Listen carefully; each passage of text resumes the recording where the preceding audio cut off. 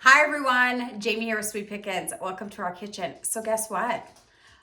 Our video stopped recording halfway through. So this is after the fact of making our supper. So unfortunately, because the video stopped, it's all done. And actually, you are further away than you realize. And so I did not see the little red indication light go off. So gosh darn it. All right. So let's talk about what is in here. Let me grab some tongs. So I put a piece of meat in here. And let me try and grab it underneath all this goodness. So here it is. It's a 2-pound roast. So the thing that I like to do to add a lot of moisture to our meat is put it in frozen. Now, all this can be done in a crock pot. However, I do like this method too. This is a little old fashioned and it's amazing, the results. So it's a 2-pound roast. I put in, then I used a packet of McCormick pot roast seasoning. Again, sorry guys, wish the video was going. And then what I did is I added 1 container of chicken broth. So 1 container, which is 32 ounces of chicken broth, added that in. Then I put in a carton of mushrooms, washed. And then I did these small little potatoes here. You know, you could buy these little potatoes in a bag. So I put an entire bag in because the bag is not very big. I make sure I wash those first, put those in, and then I chopped up onion. I only had red onion, but whatever onion you have is absolutely fine.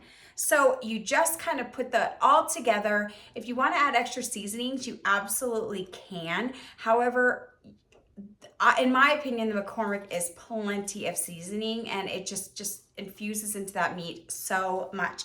So what I like to do is I'm going to leave this for about 2 hours sitting on the shelf marinating. The cast iron here, this is a coated cast iron. It's going to keep it nice and cold and it is going to just marinate everything for a couple of hours. Then I like to put it on my stove on medium to low heat, depending on how your burners are.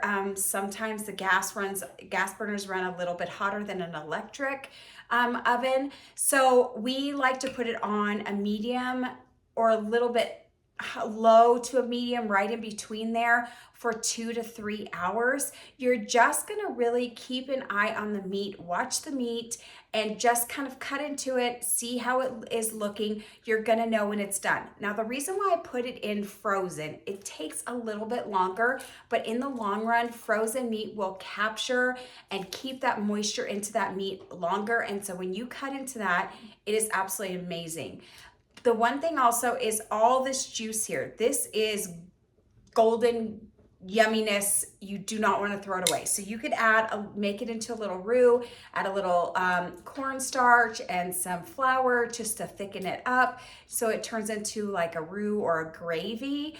Or you could just leave it like this and then put it over the top of your supper, and that will add a little more flavor, moisture, just goodness. So this is one way that I do my pot roast. And it's not necessarily, I don't always call it a pot roast. Actually, I just call it a roast dinner or a roast supper because it's simple, it's easy. And again, everything that I just did, you guys can do in a crock pot. You could put it in the morning, put it on low, let it go all day long. And then when you get home, it will be all done. So sorry guys, I don't know what happened with that video, but I did want to show you guys our supper for tonight. So don't forget, we have a website, shopsweetpickins.com. We would love it if you would like this video, subscribe to our channel, and then don't forget also you can find us on Instagram and Facebook. Just type in Sweet Pickins Reno, Pickins Reno, and there's stories and lots of behind the scenes things. You'll get a secret menu for our bakery and farm stand. So there's lots going on over there on those pages, so definitely follow over there. So guys, thank you so much. I hope you have a wonderful evening and I will see you on the next video.